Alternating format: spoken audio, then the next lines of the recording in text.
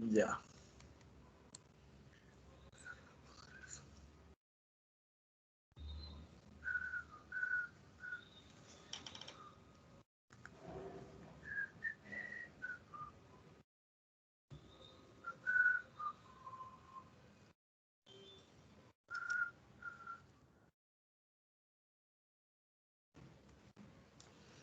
Bien, chicos. Entonces, el día de hoy vamos a ver un protozoario que también cuando ustedes hagan su servicio rural van a preguntar si es zona de malaria. Si están en zona de malaria, el diagnóstico es bien sencillo, porque en zona de malaria, una persona con fiebre y esplenomegalia ya hacen el diagnóstico de paludismo, de paludismo.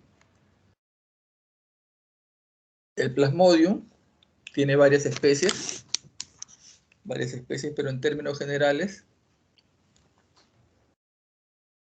ya saben ustedes que el vector es un mosquito anófeles que va a introducir la forma infectante al hombre. En el hombre, el Plasmodium hace un ciclo en el glóbulo rojo, casi todas las especies, y en el caso del Vivax o el Plasmodium oval, hacen un ciclo en el hígado. Entonces acá lo que corresponde es identificar las diferentes formas de Plasmodium dentro del glóbulo rojo. Muchos de ellos van a terminar después en la producción de unos gametocitos que a veces nos pueden permitir distinguir ante qué especie estamos. Pero acá mucho ayuda a la clínica. Entonces este es un esquema.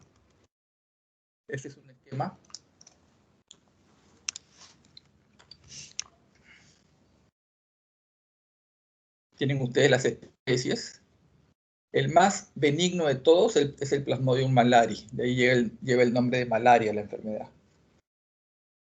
Este da una fiebre cuartana. O sea, cada 72 horas viene el pico de fiebre. El Plasmodium vivax y el Plasmodium oval dan la fiebre terciana. Cada 48 horas un pico de fiebre. Con escalofrío, precedida de escalofrío, fiebre alta. El Plasmodium. Y el falciparum es el más grave de todos y que da la llamada terciana maligna, que en realidad viene a ser una fiebre casi diaria, solo que se eleva más al tercer día. Todas estas formas de Plasmodium van a dar diferentes formas, todo dentro del glóbulo rojo. O sea que en el examen ustedes encuentran un glóbulo rojo y adentro ven una estructura. Ya de hecho, para este capítulo de protozoarios, ese es un Plasmodium. Un Plasmodium. Por el anillo no lo van a diferenciar. Todos dan una forma anular. En el caso de trofozoito joven es una forma anular, como si fuera un anillo. Ven ustedes en esta columna de la izquierda. Luego van a ver una forma de trofozoito maduro, que es el esquizonte,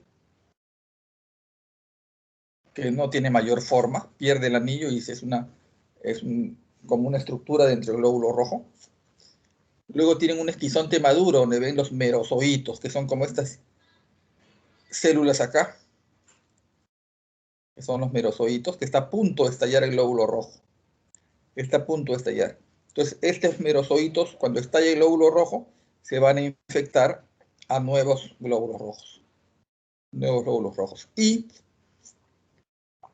también se puede diferenciar a formas sexuales, que es lo que va después a cuando pique el mosquito anófeles, es lo que va a succionar para que se desarrolle ya el ciclo dentro del mosquito.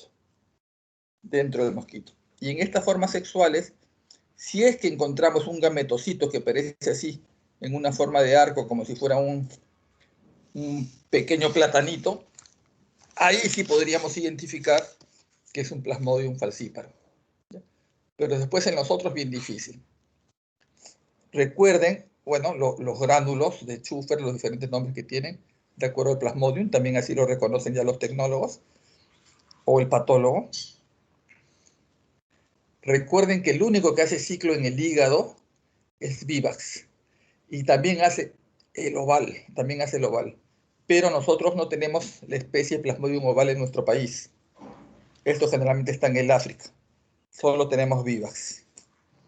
Es una pregunta frecuente en el ENAM. Les dicen, ¿qué Plasmodium produce los sinusoídos en el hígado? Si la pregunta dice en el Perú, la respuesta es vivax. Si dice en el mundo, tienen que marcar vivax y oval para el ciclo hepatocítico. Van a tener estas láminas con glóbulos rojos y, por ejemplo, acá hay un gametocito de Plasmodium falciparum. Fácil de reconocer. Entonces yo digo, todo esto que está dentro del glóbulo rojo es un Plasmodium falciparum, es un paludismo grave porque es de la terciana maligna. Hay que tener cuidado con eso.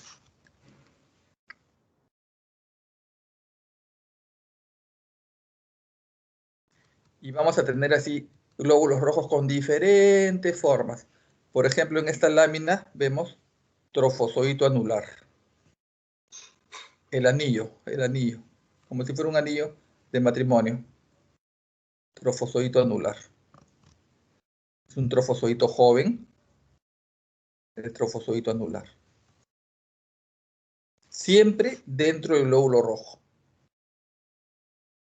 Ahí no tienen pierde. Acuérdense que el tripanosoma es por fuera. En el plasmodium dentro del glóbulo rojo. Y por eso que el cuadro clínico es fiebre, escalofríos y vaso grande. Vaso grande, ¿por qué? Porque el vaso va a tratar de destruir todos estos glóbulos rojos que están parasitados. Entonces hay una esplenomegalia. Y aparte y consecuentemente de la esplenomegalia y que el vaso destruye los glóbulos rojos, hay una anemia hemolítica. Entonces ustedes cuando llegan a su un centro de salud, ¿esta es zona de paludismo? Sí, haya fiebre, esplenomegalia, anemia hemolítica, ese es paludismo sin necesidad de identificar al plasmodio.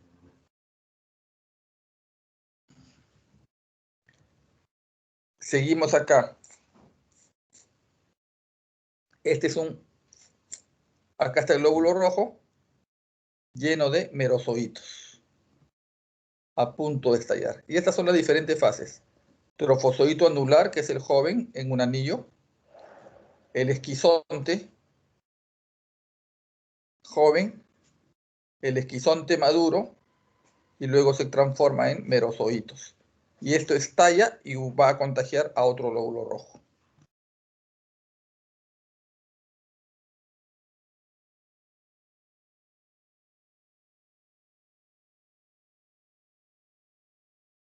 Entonces recapitulamos. 4 especies: vivax, oval, malari y falciparum.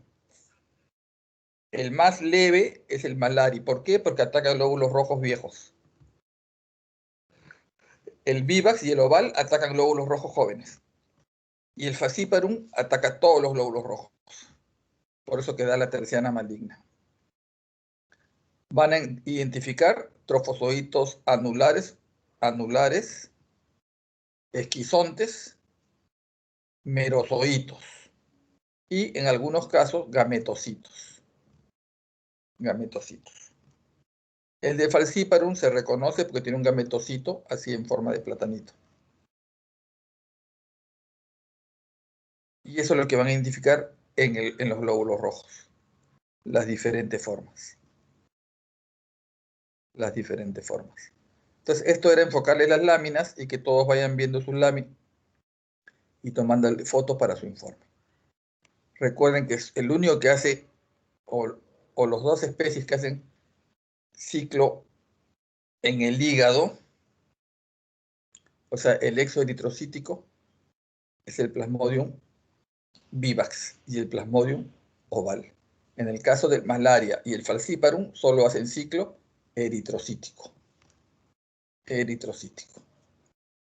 Bien, chicos, preguntas.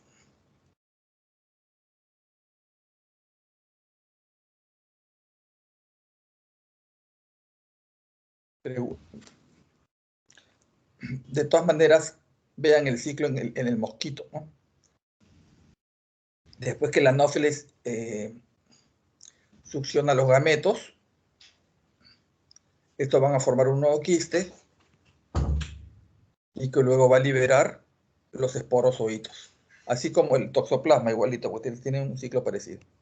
Y los esporozoitos en la próxima picadura entran con la picadura del anófeles, que inyecta los esporozoitos y que ya van a ir a hacer el ciclo eritrocítico en sangre o el exoeritrocítico en hígado.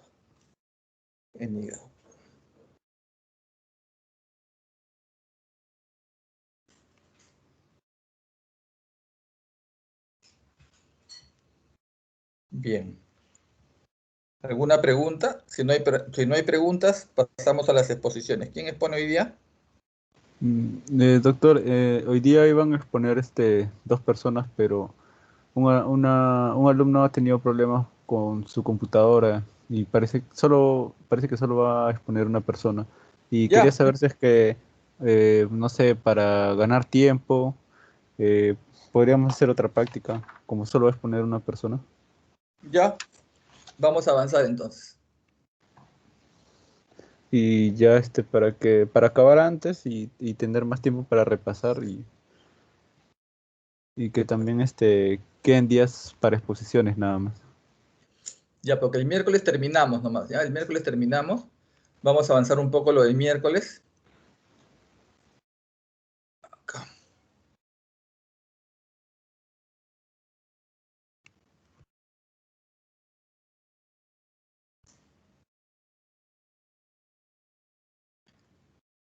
Vamos a hacer sarcocistis y toxoplasma. Y dejamos para el miércoles Cryptosporidium e isospora. Sarcocistis vamos a hacer, ¿ya? Todos estuvieron en la teoría de toxoplasma. Ya, bueno, les repito también ahora, ¿ya? Sí, Ya, entonces, esto corresponde, lo que hemos hablado de Plasmodium, corresponde a los esporozoos. Uno de ellos, por ejemplo, es el Sarcocistis hominis. Sarcocistis hominis.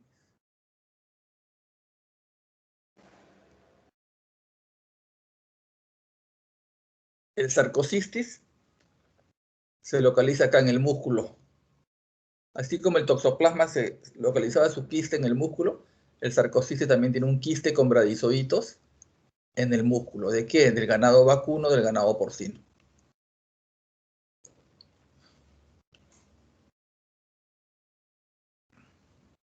Nosotros nos contagiamos al comer la carne infectada con estos quistes con bradizoitos. Y vamos a eliminar a través de las heces lo que eliminaba el gato, pero en este caso lo elimina el ser humano, ¿no? O quistes con esporozoitos, que son ingeridos después por el ganado vacuno, donde se localiza en la sangre, y vamos a ver esta lámina nosotros.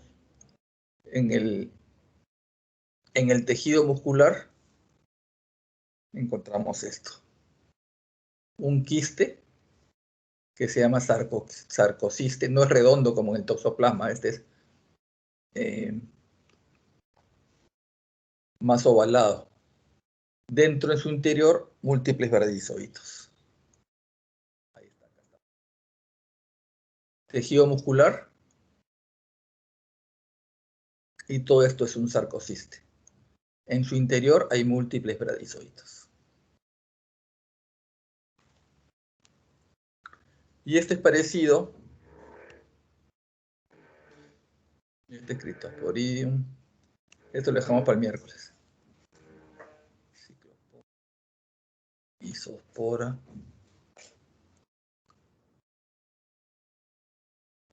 Y este es parecido a lo que hemos visto hoy día de toxoplasma.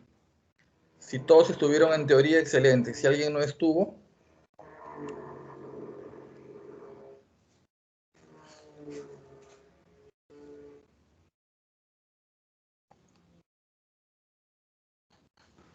aló, doctor. sí. Si alguien no estuvo, esto es lo que vimos en toxoplasma. Están viendo mi pantalla, ¿no? Sí, sí, doctor. Entonces, en toxoplasma tenemos que reconocer el ooquiste que elimina el gato con dos esporocistos y 4 esporozoitos. Y tenemos que identificar los taquizoitos Este es el ooquiste. El quiste con bradizoitos, igual que el sarcocistis, pero este es más redondo. Y acá en el interior de del quiste están los bradizoitos.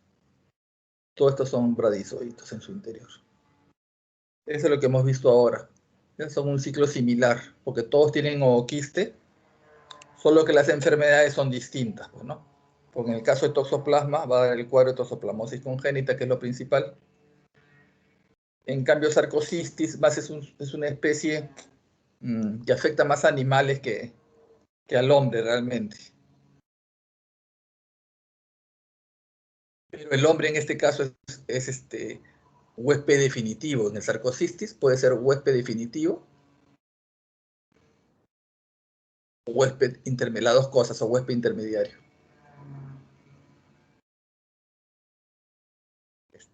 Entonces son un ciclo parecido, todos pertenecen, son esporocistas.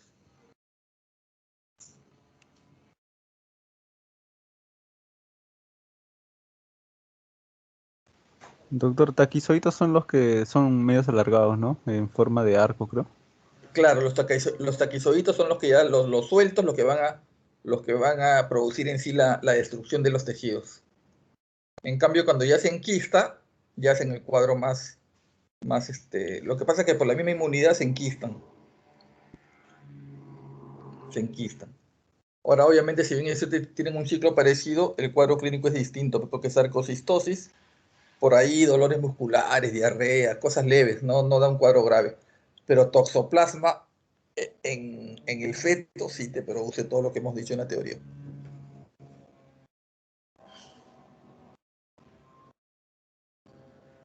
Entonces acá lo que hay que hacer es reconocer las imágenes. No se pueden confundir el quiste del sarcocistis, que es así ovalado, con el quiste redondo del toxoplasma. Que es distinto. Pero los dos están en tejido muscular. Este es el quiste de toxoplasma. Y el que pasa por la placenta es el taquizoito. Y la forma infectante es esta, el ooquiste. El ooquiste, ese es el que elimina el gato. Este es el que elimina el gato. Entonces, cuando ustedes limpian la arena del gato, ahí se están contaminando con esto. Se están contaminando con esto. Porque hasta las pueden inhalar. ¿Y ustedes, si alguien tiene gato del grupo? Mayra. Sí, yo tengo. Esa, Mayra. Ya, Mayra, ¿y esa arena de gato cada qué tiempo la cambias? Bueno, varias veces, es como son 3 Ya. gatos, pues hacen bastante. 3 gatos. ¡Wow! 3 gatos. O sea que esa arena no te dura ni una semana. Ahí tienes un presupuesto. De 20 kilogramos me dura más o menos mes y medio, por ahí quizás. No, o sea que esa arena está llena de oquistes. Que necesita. Tu gato, tú le compras su Rico Cat, ¿no es cierto? O cualquier comida de gato, ese es en bolsa. Cambo. ¿Cuál? Es Cambo, se llama Cambo, para gatos esterilizados. Ah, ya los esterilizaste. Sí. O sea que ya no se escapan de la casa. No, sí, se quedan en casita. Claro, porque el problema es el gato que se escapa. O sea, no lo esterilizas, se escapa, se va al parque, se va a cazar, se va con otros gatos y ahí se infecta el toxoplasma. Ahí se infecta. O si caza palomas o caza ratones, ahí se infecta. Entonces va a eliminar en las heces esto. Y esto nosotros nos contaminamos con esto y hacemos el cuadro de toxoplasmosis. De todas maneras, Mayra, tómate tus anticuerpos contra toxoplasma. No está de más. Ya está bien. Claro, porque si sabes que ya es positivo, ya no pasa nada, pues.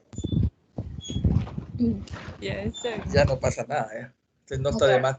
Ese era para un trabajo de investigación también, agarrar a toda la promoción y tomarle serología de toxoplasma. A ver cuántos están infectados, porque es frecuente, ¿eh? Bien frecuente. Doctor, y los perros creo que también mencionó. Los perros no es con toxoplasma, los perros es con otro parásito que lo vamos a ver en Parásito 2. Es un perro no se puede contagiar, ¿no?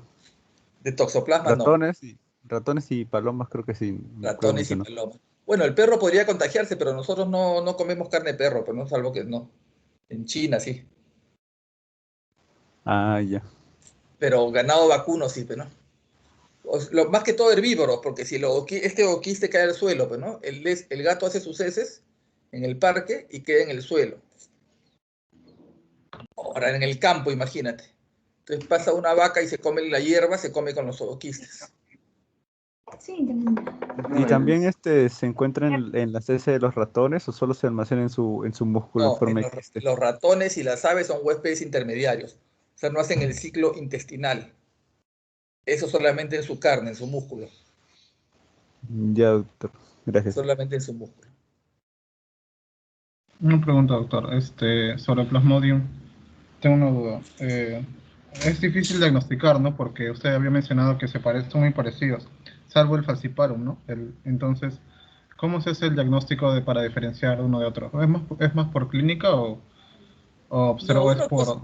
uno es la clínica y ya el patólogo sí te sabe diferenciar esto que está en el cuadrito, que son estos gránulos que dice acá, gránulos Ah, de ya. Zissner, gránulos de Siemann y gránulos de Maurer en los lóbulos rojos. Entonces el patólogo entrenado sí te va a decir la especie a la hora que hace el examen de gota gruesa. O sea, ¿qué hacen? Ustedes toman ponte que a usted le toque el serum, ¿no? Toman la muestra de sangre, hacen el extendido en una gota gruesa, le echan su coloración de IEMSA y lo ven al microscopio. ¿Y qué van a encontrar? Los glóbulos rojos con esas estructuras en su interior. Zona de paludismo, ya ustedes hacen el diagnóstico de Plasmodium. Ahora, ¿por qué es importante después identificar la especie? ¿Por qué sería importante identificar la especie? ¿El Porque tratamiento es tenemos el que, mismo para todos o no? claro, a eso vamos, al tratamiento. En el caso del Plasmodium malari y el Plasmodium falciparum, el tratamiento es solo con cloroquina. Pero en el caso del Vivax y el oval también, lo incluyo, el oval de todas maneras, aunque no tengamos acá, pero en el caso del Vivax, como hace ciclo en el hígado, hay que agregarle aparte de la cloroquina, primaquina. Entonces el tratamiento cambia, porque la primaquina me va a matar a los sinusoides del hígado. Por eso que es importante identificar la especie. Ustedes con su gota gruesa ven Plasmodium e inmediatamente esa muestra la reportan al Instituto Nacional de Salud, quien ya les va a dar el reporte de la especie o al laboratorio de la zona especializado del hospital de la zona que le va a dar la especie. El patólogo clínico le va a dar la especie. Ahora, si ustedes ven pues un glóbulo rojo lleno de merozoitos, bien difícil que digan este es Vivax, este es malaria, este es falciparum, salvo que encuentren el gametocito, ¿no? Si encuentras el gametocito en forma de platanito, ese es un falciparum, que ese es el grave. Y estos gránulos que sí lo detecta el patólogo. Sí lo detecta el patólogo. Pero sí hay que identificar la especie porque el tratamiento va a variar de acuerdo a la especie. De acuerdo a la especie. Doctor, y si le doy cloroquina y primaquina por si acaso, y ya para prevenir, por si acaso, ¿no? De repente no sé identificar, ¿estaría bien o no? ¿O sí es bueno Bueno, identificar? bueno, sí es que tienes problemas de identificación. Pero recuerda también que ahorita hay bastante plasmodium resistente. ¿Y Ah, cuál es el ya. que hace más resistencia? El falciparum. Entonces ustedes cuando hagan en pediatría hacen el módulo de IEPI, donde les van a dar todos los esquemas de Plasmodium, de tratamiento, para Plasmodium resistente, cuando es resistente a la cloroquina, resistente a la primaquina, qué drogas alternativas hay. Pero sí puedes empezar mientras te llega el resultado del patólogo, ¿no? Para ver qué especie es. ¿No? Sí, no habría ningún problema. Pero sí, lo primero, cuando ustedes van a su serum, es que van a preguntar, ¿esta es zona de Leishmania de UTA? Sí. ¿Enfermedad de Chagas? No. ¿Paludismo? Sí. O sea, al toque. Para que ustedes sepan, ya sin tanta cosa, que tienen que empezar un tratamiento hasta que tengan el resultado del laboratorio.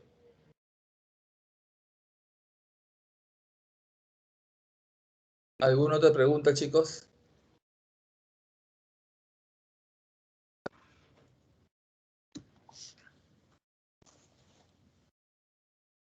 Bien, ya tenemos al expositor. Sí, doctor, buenas tardes. Yo voy a Listo, exponer. comparte tu pantalla y podemos empezar. Sí.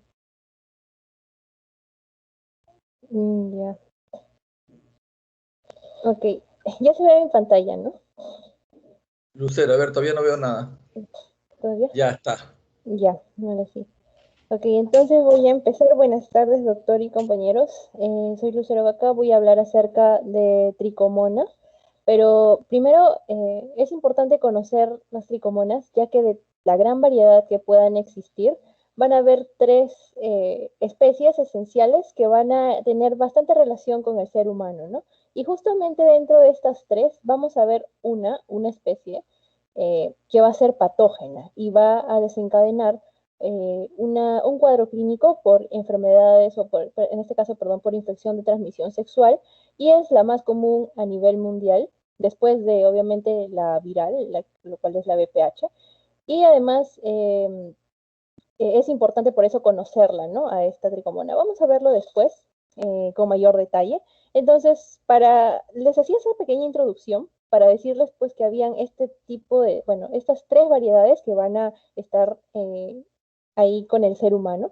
Entonces, un poco de la historia, justamente en el año 1773, un médico, bueno, un estudioso en este caso, había descubierto lo que era un tipo de parásito que no causaba ciertas manifestaciones clínicas en la paciente, ¿no? Lo había descubierto en la cavidad bucal más o menos.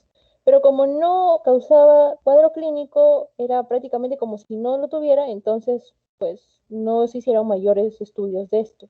Posteriormente, ya más o menos en el 1840, por ahí, en un estudio se descubrió que había un parásito, en este caso, que había o tenía que ver con las secreciones tanto de la mujer como del varón, ¿no? Entonces ahí ya como que este parásito sí tenía bastantes efectos patógenos en el ser humano y es por eso que se estudió un poco más. Estoy hablando de la tricomona vaginalis, ¿no? Y ya después se habló de otro parásito que también tenía cierta relación con el ser humano, pero no causaba tampoco eh, ciertas manifestaciones clínicas o ciertos riesgos en la salud, ¿no? Vamos a ver después poco a poco esto, entonces era simplemente una introducción para conocer en sí a la familia de las tricomonas.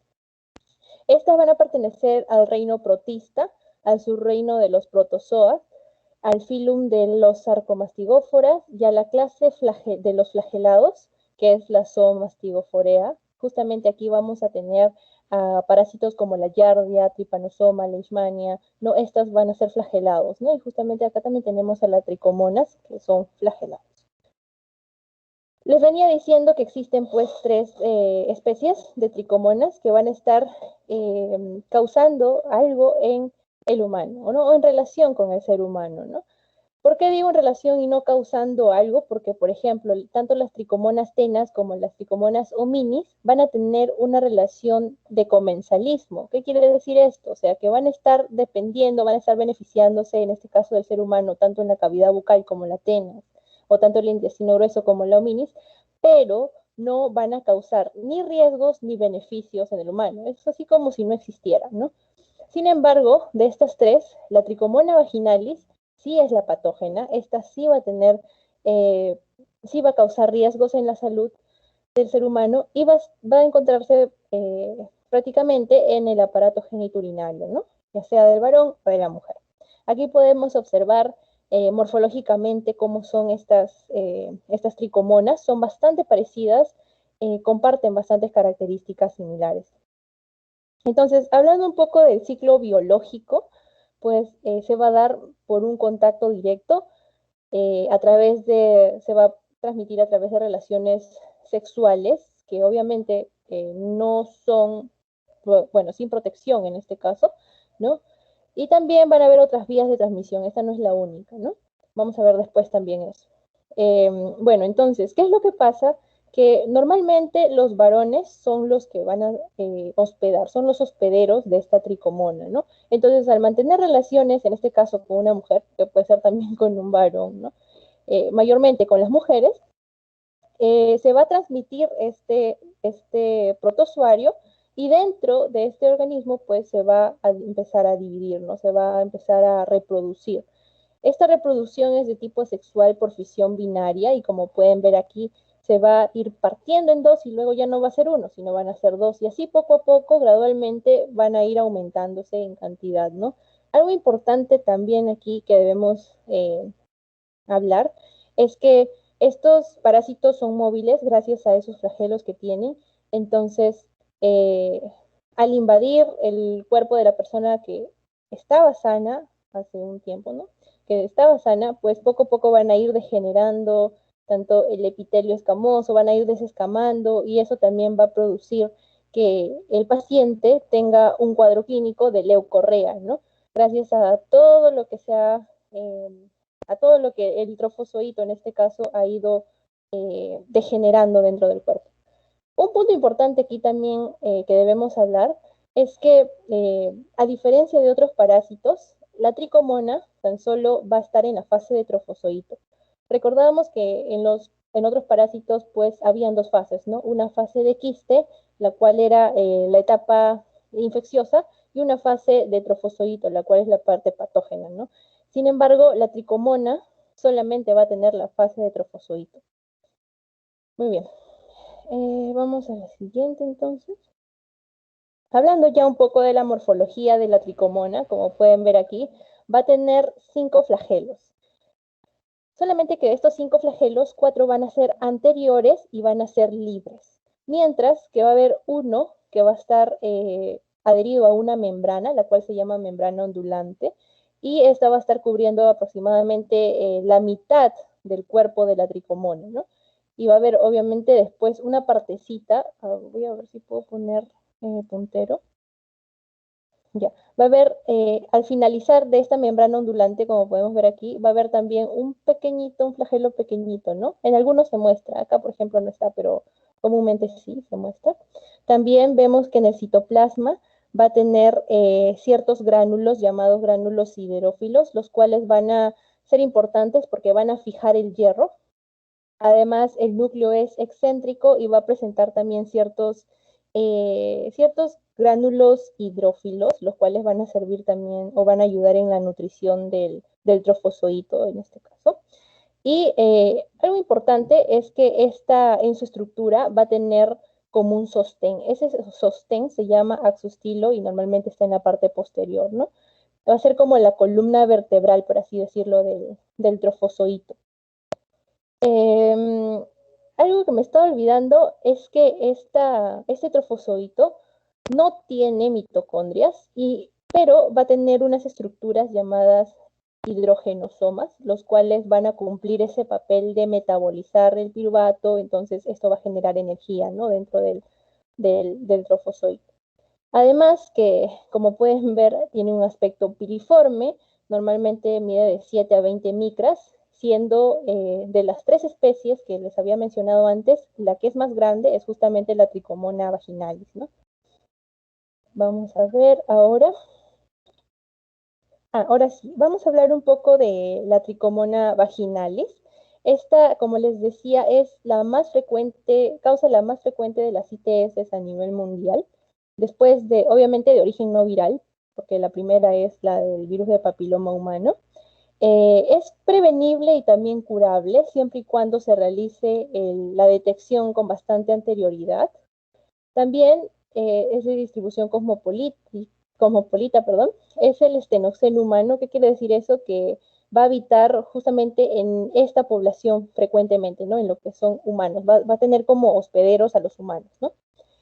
Se va a transmitir por contacto sexual, también por el uso de algunos fómites, y se ha visto también que se puede transmitir por vía vertical, ¿no? A través del canal del parto, de madre a hijo en este caso, ¿no? Se ha visto algunas cifras, como por ejemplo de 25 al 60% de las mujeres son infectadas por esta tricomona vaginalis. Y algo importante que resaltar aquí es que normalmente, como les decía, el varón es el hospedero, ¿no? Quien va a tener el reservorio de las tricomonas. Comúnmente los varones son asintomáticos, ¿no? No presentan las manifestaciones clínicas, pero cuando contagian, en este caso a la mujer, o cuando transmiten este parásito hacia la mujer sí va a presentar las manifestaciones clínicas por una serie de factores que les voy a explicar posteriormente, ¿no? Entonces, otra cosa que también debemos tener en cuenta aquí es que la mayor incidencia es en la edad fértil, ¿no? De 20 a 50 años. Y esto se puede explicar también porque recordamos que en la etapa de menopausia de las mujeres hay una disminución en la cantidad de los estrógenos. Y estos estrógenos van a hacer pues que haya también una lubricación menor, ¿no? Por tanto, va a bajar el pH y obviamente no va a estar especializado o este sitio no va a reunir las condiciones para que pueda crecer la tricomona. Por eso es más frecuente en la edad fértil, ¿no? De 20, 50 años más o menos por ahí. Bueno, entonces, algo que me estaba olvidando también es que muchas veces se puede presentar con otras infecciones vaginales, ¿no? Ya sea de tipo bacteriana, como vulvovaginitis bacteriana, gonorrea, o incluso también de tipos virales, ¿no? Como el VIH, pueden coexistir al mismo tiempo. Ahora, en cuanto a la patogenia, es importante hablar un poco del periodo de incubación, que es más o menos de 3 a 30 días, perdón, desde que aparece o desde que se tuvo el contacto sexual hasta el primer síntoma que se presentó. Ese es el periodo de incubación. Y este periodo de incubación va a estar dado pues o va a comprender lo que es la citoadherencia, ¿no? Esta citoadherencia va a estar mediado por adhesinas. Y algo bastante curioso es que justamente estas adhesinas van a estar contenidas en los trofosoditos. Y estas adhesinas van a proliferarse o van a ser sintetizadas con bastante rapidez y en cantidades grandes cuando hay bastante hierro. Y entonces recordábamos que en la estructura del trofosoditos habían estos gránulos hidrófilos, los cuales fijaban hierro. Entonces hay bastante relación en eso, ¿no? Hay bastantes adhesinas porque hay bastante hierro y además un factor que también no debemos olvidar es que justamente los síntomas se van a ver más cuando la mujer está menstruando. ¿Por qué? Porque obviamente la sangre contiene hierro y esto también va a hacer que las adhesinas proliferen con mayor productividad y por ende haya más rápido, este proceso se dé más rápido, ¿no? El proceso de citoadherencia. Hay otros factores también que van a depender del huésped, como por ejemplo la flora vaginal baja. Normalmente sabemos que tenemos lactobacilos, los cuales se van a encargar de degradar el glucógeno, ¿no? Entonces, como hay una flora vaginal baja, no va a haber, el glucógeno no se va a degradar y esto va a formar un ambiente cuyo pH va a ser alcalino, ¿no? Y esto también se va a complementar con la baja cantidad de estrógenos, que también genera un pH así alcalino, ¿no? Justamente por la falta o el déficit de glucógeno que hay. Y este ambiente, este medio alcalino, va a favorecer el crecimiento y la adherencia de las tricomonas. En cuanto a las adhesinas, como vemos aquí están las más importantes. Y ahora hablando un poquito ya de la fisiopatología, esta tricomona se va a alimentar a través de las fagocitosis, ¿no? Entonces va a fagocitar ya sea bacterias que están en el medio, va a fagocitar también y va a descamar el epitelio que está ahí, va a fagocitar también algunos polimorfonucleares. Entonces todo eso en conjunto va a producir una respuesta, ¿no? Una respuesta o una reacción inflamatoria y esta va a estar evidenciada por el flujo vaginal, la leucorrea. Entonces, esa leucorrea que se ve comúnmente en la clínica es gracias a todo este proceso que se ha dado, a la respuesta inflamatoria, ¿no? Y ahora hablamos ya pues de las manifestaciones clínicas, entre las cuales, como les había dicho, hay pacientes que son asintomáticos y es mejor poder detectarlo a tiempo para que tenga un mejor pronóstico, ¿no? Entonces, en el 75% de los varones, por ejemplo, de todos los que tienen esta infección de transmisión sexual son asintomáticos. Y las mujeres también, hay mujeres asintomáticas y es importante detectarlo, por eso le digo con anterioridad. Así no tengas las manifestaciones clínicas, ir a hacerte un chequeo, ¿no? Para ver cómo está funcionando todo eso. Además, los síntomas se van a acentuar mucho en el embarazo y en la menstruación, como les venía diciendo, justamente por los niveles de estrógeno que han bajado. Y muchos preguntarán, ¿por qué los varones o por qué hay más varones asintomáticos? Porque justamente en el semen tiene zinc y se ha descubierto que el zinc tiene un factor protector. O sea, ¿por qué? Porque es antiparasitario, ¿no? Entonces eso también es como un factor protector del varón, del hombre en este caso. También se va a presentar disuria, va a haber dificultad para que pueda orinar, dolor también al momento de tener relaciones. Se va a presentar prurito vulvovaginal intenso, un picor intenso y el olor de estas secreciones va a ser bastante fétido. Muchos lo describen como olor a pescado y el color también es medio verdoso, amarillento, ¿no? No va a haber placer al momento de que la persona tiene relaciones. Además, si es que el cuadro se empeora, se va a observar también cierto edema y cervix de tipo fresa, ¿no? Como pueden ver aquí, es lo que comúnmente pasa en infecciones por tricomoniasis, por tricomonas. En cuanto al diagnóstico, es importante precisar aquí que las secreciones vaginales, bueno, tienen que ser sometidas a exámenes, ¿no? Exámenes directos, ya sea por secreciones vaginales, perdón, orina u otro tipo de muestras también. Es recomendable aquí que estas muestras sean instantáneas, ¿no? Por ejemplo, si ya se le extrajo un poco de secreción vaginal a la paciente, no hacer que pase de 15 a 20 minutos porque es un poco más difícil reconocer cuando ya los trofosoditos ya no se mueven, ¿no? Cuando ya están muertos, por así decirlo, ¿no? Entonces, por eso se recomienda que entre 15 y 20 minutos antes puedan ser estos observados al microscopio para detectar con mayor facilidad, ¿no? Así como también se puede realizar reacciones de polimerasa en cadena, con las cuales van a tener un diagnóstico más preciso, ¿no? O incluso también inmunofluorescencia directa, en cultivo también. En cuanto al tratamiento, debemos tener en cuenta que no solamente vamos a tratar a la paciente, porque esta paciente también tiene su pareja. Entonces, es importante el tratamiento para la pareja y para la paciente. Normalmente se usa lo que es el timidazol de 500 miligramos por una cantidad de días, dependiendo también de cómo está el avance de la infección, ¿no? O incluso también el metronidazol en forma de óvulos intravaginales, ¿no? Una vez al día por 10 días. En mujeres embarazadas, que es lo más común también, se suele suministrar metronidazol vía oral, ya que los óvulos a veces es un poco, bueno, puede tener ciertas alteraciones también y por eso se recomienda mejor vía oral para que tenga un efecto más sistémico, ¿no? Además, se les recomienda evitar relaciones sexuales por 7 días y también la ingesta de alcohol por 24 horas. Y hablando un poco ya de prevención para terminar, en realidad todas las ETS se previene con educación, ¿no? Poder conocer qué métodos o qué tipo de barreras podemos usar nosotros para evitar todo ese tipo de tanto ITS, ETS, ¿no? Además, conocer los antecedentes de nuestra pareja. O sea, nosotros podemos confiar mucho en una persona, pero no sabemos si esta persona también nos va a ser fiel o si esta persona también va a estar solamente conmigo, ¿no? Entonces, por eso siempre hay que obligar a la persona que esté con nosotros a que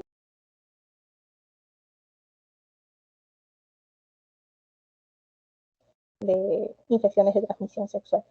Y bueno, creo que eso sería todo con respecto a tricomonas. Muy bien, Lucero.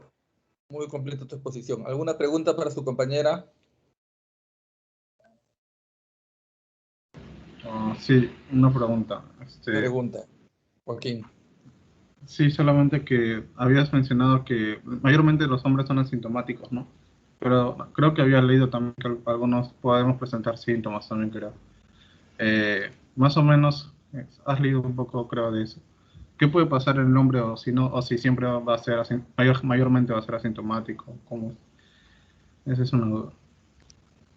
A ver, Lucero. Sí, ajá, claro, como te decía, más o menos el 75% de los varones es asintomático, pero también muchos de estos, bueno, sí van a presentar ciertas clínicas, sobre todo van a presentar secreciones, ¿no? Secreciones muy diferentes a las de las mujeres, perdón, a lo que normal es, ¿no? Estas secreciones antes de la eyaculación, antes de que se llaman secreciones, ¿cómo se llama este tipo de secreción que sale antes de que la persona eyacule? Preeyaculatorios, creo, se me fue el nombre. Preseminales. Ajá, los ciclos preseminales van a tener diferente contextura, diferentes características a lo que es normal, ¿no? Y bueno, y por eso se recomienda que el paciente cuando note ciertos cambios en su flujo seminal pueda ya ir por un diagnóstico, ¿no? Para ver cómo está, si es que de repente se puede encontrar ya a nivel de microscópico este tipo de tricomonas, ¿no? Así es. Igual tienes que dar tratamiento a los dos. Sí. ¿Otra pregunta? Yo, hay una parte Mayra. en la que creo que de la clínica había un cervix en fresa. ¿Cómo es que se da eso? Ah, ya, bueno, yo de verdad lo que yo puedo pensar es que debido a que es como tipo eritemas, ¿no? Porque recordemos que estos parásitos van a tratar de descamar toda la parte del epitelio, entonces es por ello que puede darse esa reacción, ¿no? Ante todos los daños que está ocasionando el parásito dentro del aparato urogenital. Sí. O sea, el mismo proceso inflamatorio hace que se vea así el cervix en fresa. No sé si será la única característica, o sea, si el cervix en fresa sea patognomónico, debe haber otros cuadros infecciosos que den algo parecido, pero sí te da a entender la inflamación que hay en el cervix uterino. Ajá, también leí por ahí que creo que en las vaginosis bacterianas, ahí también se da ciertos signos bastante parecidos, ¿no? Como el cervix en fresa también. Es por eso que para Claro, poder detectar si es que cuál es el que está causando eso, es por eso bueno llevar a un diagnóstico, ¿no? claro. Normalmente Digamos. nosotros Ujú. ante una secreción vaginal, sea el color que sea, blanco o amarillo, el que fuese, hacemos un cultivo, como ha mencionado Lucero, se hace un cultivo de secreción vaginal. Se toma la muestra y ahí te da el diagnóstico si encuentras tricomonas, si encuentras vaginosis bacteriana, si encuentras cándida, etc. Para el tratamiento respectivo. Es frecuente, nosotros cuando hagamos parásito 2, también por ejemplo por el Oxyuru también se produce secreción vaginal, ya por otras razones. Ahí por vaginosis bacteriana. ¿Alguna otra pregunta? Doctor, Sí, Eh, Carlos. Sí, hay dos preguntas. Leslie y Carlos.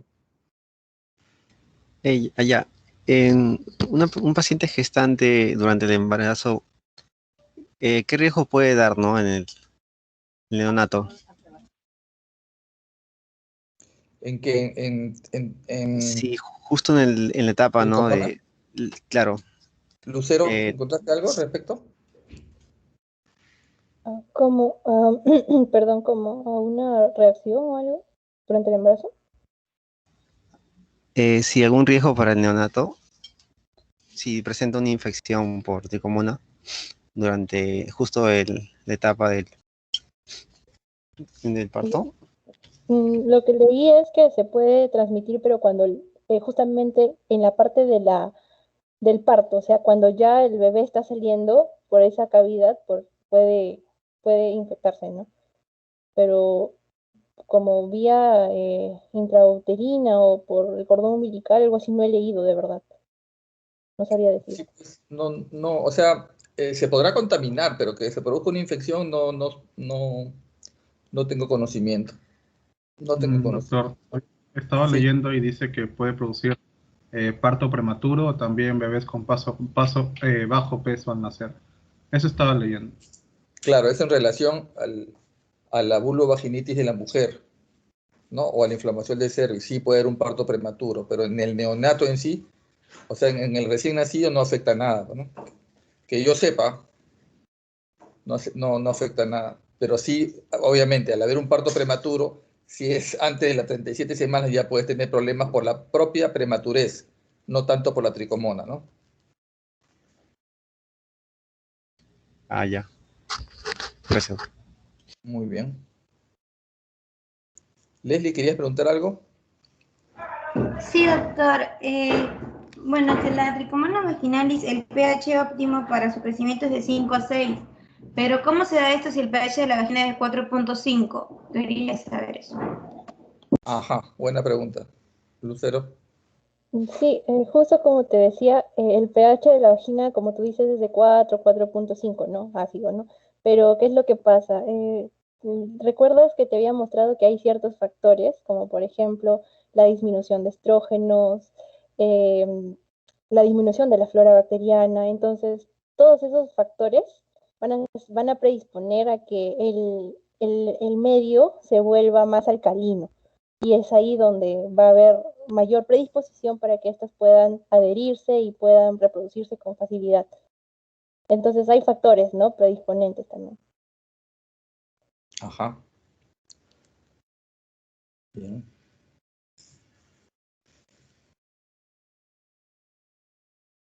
Bien, chicos. Es buen tema. En este caso, básicamente, ahí sí o sí, como bien dijo Lucero, sus barreras de protección, ¿no? Sus barreras de protección, pues, ahí sí disminuye bastante la incidencia, ya que es un ETS. Este es un ETS. Curable, ¿no? Curable, felizmente. No da mayores alteraciones, pero sí, pues a la hora que uno está con la infección, el mal olor, los síntomas que ha mencionado su compañera, sí, son bien molestosos, ¿no? Y el descenso así amarillo, blanco, verdes, es bien molestoso. ¿Alguna otra pregunta, chicos, antes de despedirnos? Doctor, una pregunta. Margarita, sí. ¿La transmisión puede ser netamente por relaciones sexuales o también se puede encontrar este parásito en el inodoro, en los baños? Ajá, buena pregunta. Lucero. Sí, por ahí vi que por medio de vómitos, pero principalmente es cuando hay contacto directo, ¿no? Tal vez pueden haber, uno nunca sabe porque pueden haber por ahí uno que otros casos, ¿no? Pero mayormente lo que se ve es la transmisión vía directa, cuando hay ya la penetración, por así decirlo. Y por medio de vómitos, algunos vómitos tal vez. Exacto, o sea, la mayor parte de casos es enfermedad de transmisión sexual. Es considerado una ETS.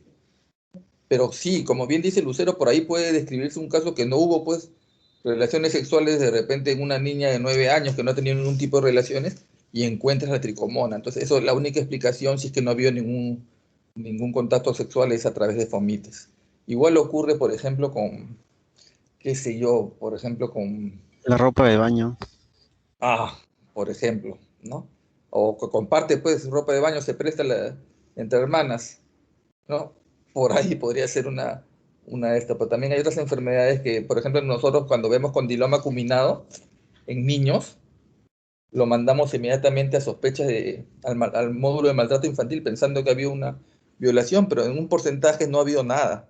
O sea, es contacto con toallas, contacto con ropa de baño, contacto con fomites, ¿no? Eso ya tiene que ver con la mala higiene de los adultos, ¿no? Por ejemplo.